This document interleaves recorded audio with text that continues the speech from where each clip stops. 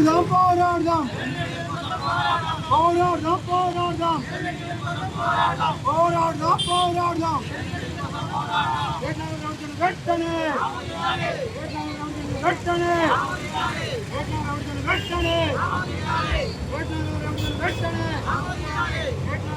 వెంటనే వెంటనే పోరాడదాం పోరాడదాం పోరాడదాం పోరాడదాం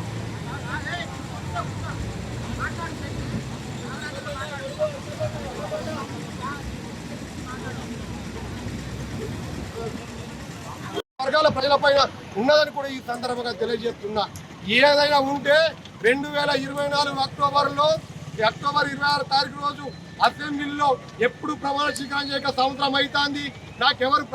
నాకెవరు పాలాభిషేకం చేయడం లేదన్న ఉద్దేశంతో అక్కడ అసెంబ్లీ సమావేశాల్లో 2024 అక్టోబర్లో పాలాభిషేకం చేయడం కోసం మళ్ళీ అసెంబ్లీలో తీర్మానం చేయించినట్టు ఇక్కడ ఏటున్నారం కాంగ్రెస్ నాయకులతో పాలాభిషేకం చేసుకుంటే పాలేమో ముందుకు పోయినాయి, మంత్రి గారేమో అహంభావంతో తిరుగుతూ ఉన్నదని ఈ సందర్భంగా తెలియజేస్తున్నా. ఇక్కడున్న మంత్రికి ఇక్కడున్న ప్రజల గురించి కానీ ఈ ప్రాంత వాసుల గురించి కానీ ఈ ప్రాంత అభివృద్ధి గురించి కానీ ఏ మాత్రం పట్టింపు లేదు. కానీ ఈ ప్రాంతం నుండి వనరుల పైన మమకారం కలిగి ఈ ప్రాంత ఇష్టం తోసుకపోతున్నటువంటి దొంగ అన్నది కూడా ఈ సందర్భంగా తెలియజేస్తున్నా. మిత్రులారా, నాడు ఒకసారి మీరు ఆలోచించండి.